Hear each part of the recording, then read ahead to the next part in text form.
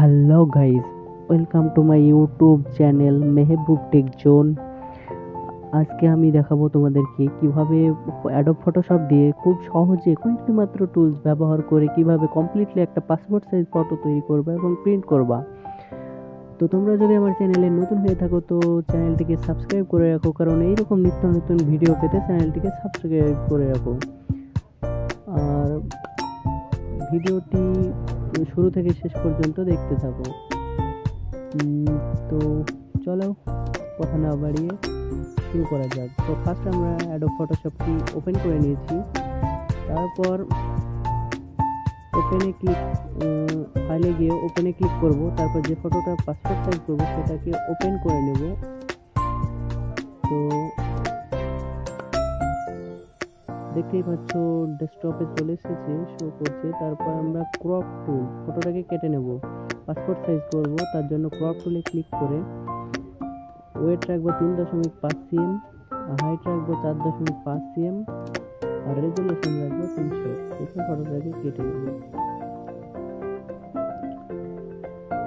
ভালো করে স্ক্রল করে ধরে ফটোটাকে কেটে নেব।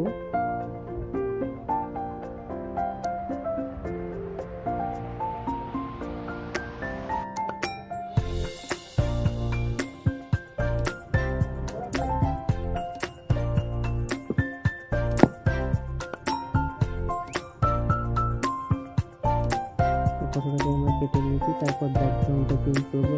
ব্যাকগ্রাউন্ড চেঞ্জ করার জন্য ম্যাজিক কন্ট্রোল ক্লিক করবো। তারপর আমরা ব্যাকগ্রাউন্ডে ক্লিক করবো, যে কালারটা সিলেক্ট করে নেব। যে কালার আমি ব্যাকগ্রাউন্ড দিতে চাই সেটা সিলেক্ট করে নিলাম। ওকে, তারপর কিবোর্ড থেকে ব্যাক স্পেস প্রেস করবো, অটোমেটিক সিলেক্ট হয়ে যাবে। একইভাবে এটা সিলেক্ট করার পরে ব্যাক স্পেস, এটাও সিলেক্ট করার পর ব্যাক স্পেস। দেখতে পাচ্ছ ব্যাকগ্রাউন্ড আমার চেঞ্জ হয়ে গেছে। তো এবার ফটোটাকে আমরা বর্ডার ফটোটাকে একটু ব্রাইটনেস করব। তার জন্য কন্ট্রোল এম দিয়ে এটাকে ধরে উপরে একটু টানবো। তো দেখতেই পাচ্ছ আমার ব্রাইটনেসটা একটু ব্রাইটনেস দিচ্ছে। তারপর ওকে ক্লিক করব। তারপর আমি চুলটাকে একটু কালো করব। তার জন্য চুলে সিলেক্ট করলাম ম্যাজিক কন্ট্রোল, সিলেক্ট করে চুলে সিলেক্ট করলাম সেটাকে। তারপর কন্ট্রোল+M প্রেস করব।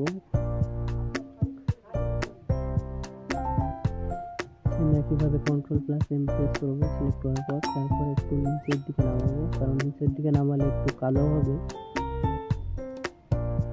তো দেখতে পাচ্ছ চুলটা আমার কালো মনে হচ্ছে। তো ব্যাক স্পেস প্রেস করব। তারপর বাকিটা যে দিকটা বাকি আছে চুলের সেটাকে আবার একইভাবে কন্ট্রোল+M প্রেস করার পরে একটু নিচের দিকে টানবো।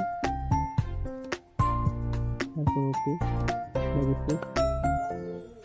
তো এবার আমরা ফটোটাকে একটু বর্ডার দেব।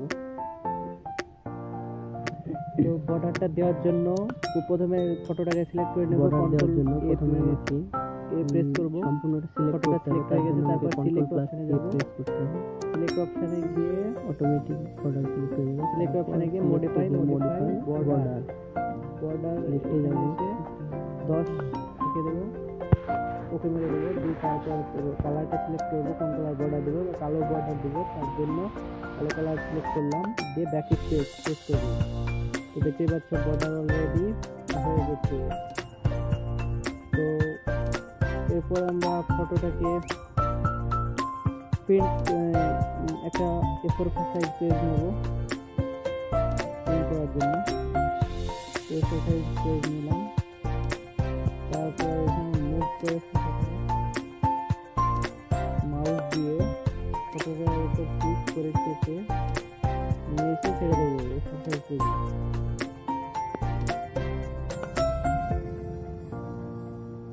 তো এইভাবে আপনার যত কপি ফটো দরকার তত কপি আপনি এইভাবে মুভ করে পরপর সাজিয়ে নেবেন।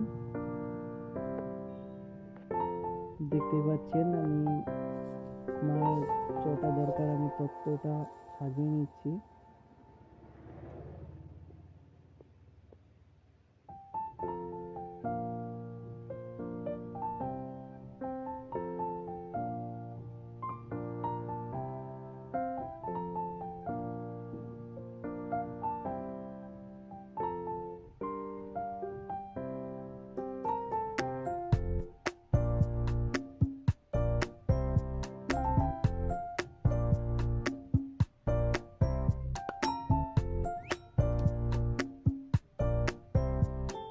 দেন তারপর আমরা ফটোটাকে প্রিন্ট করব।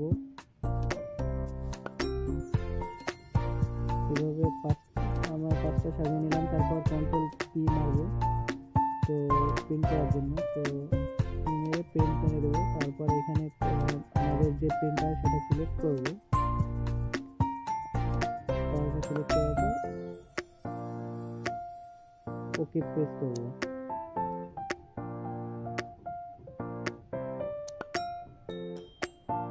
ওকে, তো আমার প্রিন্টার সেটিং করা নাই, সেজন্য হচ্ছে না।